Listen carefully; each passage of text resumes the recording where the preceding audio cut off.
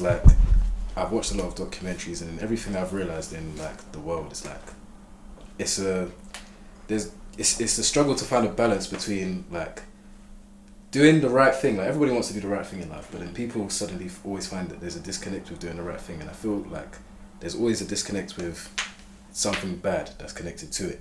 Like, I remember a while ago, I must have even put it on Twitter, I asked myself, is it possible to gain success without letting go of your morals from time to time?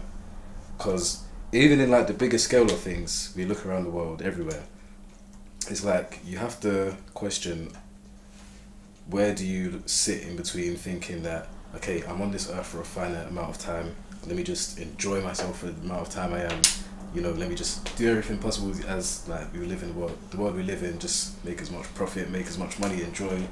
But at the same time, doing that will always be at the detriment of others, and there's always going to be a downside to it, like all the time in pretty much everything you do. And it's hard to, like, you can even deny it, but it's actually hard to just counter argue and say that no, it's not, that doesn't actually happen. Yeah, the lady, like, Mariam, you you get what I mean? Like, let's say what, with me and you, we always go on about all this like capitalism stuff. I've had this argument with you all the time, or even climate change, whatever. Yeah. Like, when companies are making all their money, blah blah blah. It's not about money all the time. It's not about money all the time, but it's centered around that. That's the perception we get from certain quarters of the media. Yeah. And it's a perception. Yeah. It's about solving a problem. Yeah. And then money comes. Yeah. Then there's loads of stuff. People will commoditize anything. Yeah. All right. First, Facebook started off as a social network. Yeah. Now it's become this big thing that we can't. It's connected to our lives. Social media as well. So then it's monetized over time. But the brainchild, the birth of that idea was made to solve a problem. That's also what I think. Like, that's how everything is. But then eventually, it's always gonna go off track. Because it's, unfortunately, the world, the society, we're in a capitalist world. We're not in a communist or socialist environment. So it's capitalist, and we practice what we call social capitalism, where there's welfare and then there's capitalism side by side. So it's solving. If you say money versus the right thing, the right thing always comes first. Money is not everything. Not always. Not always. Not always. Because I think that most of the time in the world we're in now, money mostly comes first.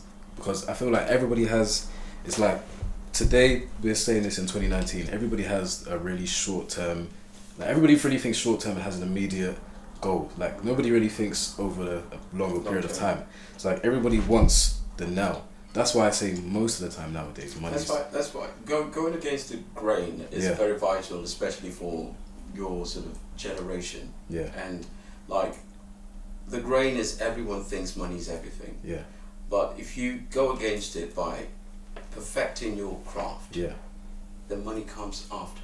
It, in an ideal world, it should come after. If I could add, yeah, the money wouldn't mean anything. I've told you before. Yeah. Bill Gates and Warren Buffett, they were having a sit down and they were talking, and there was this question like, okay, like Warren, you know, Bill Gates has got multi-millionaires like working with him, and the question was, how do you motivate a multi-billionaire or a billionaire to come to work? Yeah.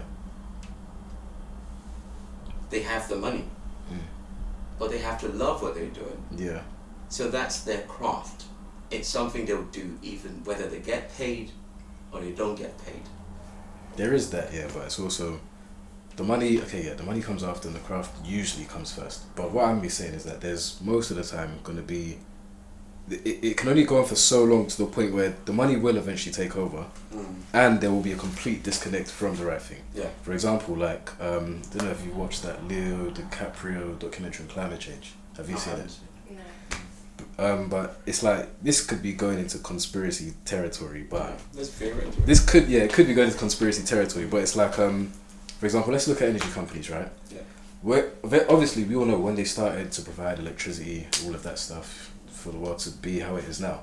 But eventually it goes down the path where now everybody's talking about climate change. But the thing is, it's a worry, but it's pushed so far to the back of people's minds, and I feel like it's from these companies. They know that the route that they're going in can be changed and avoided, but the profit is so good and so important to them that that's always going to be at the forefront of their goals.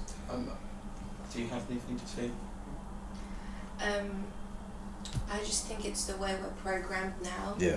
Like, it's not just money, it's just the society and social media that everything's now, and although something might be alarming, it has to happen like right in front of us for us to click. So, yeah, I don't know. But I think going on to the other point about how do you motivate multi-millionaires to go to work, I think that's when the passion of the work comes in. But I think that's speaking from a place of like immense privilege to be able to be like, well, I have the money, now I can focus, because there's a handful of people who can make that decision. Many of like people you see on the streets, like parents, aunties, uncles, they do jobs that they hate for money. And some jobs are immoral. I mean, let's speak about drug dealers, fraudsters. They don't do it because they love it. If they were rich, they wouldn't have done it. Like, if there was a Richard Branson next door, there would be that guy. It's very unlikely that he would be a drug dealer. We have this so and so Adrian, who is probably the whole family are on benefits. But he has a range parked outside his house. How does he have that? That's your reality. That's what we spoke about last time. You see 30, 40 boys sitting outside. That's your reality. So the thing, that reality, like, it's not coming from a place of privilege. It's coming from a place of choice. Many of us, we try to fit in so much that we lose ourselves. And you know, you can. The most beautiful thing about the mind is you can be whatever you want to be, as long as if you channel all your energy into it. I'm not speaking from like all this gurus. No, it's true. It's true. Like,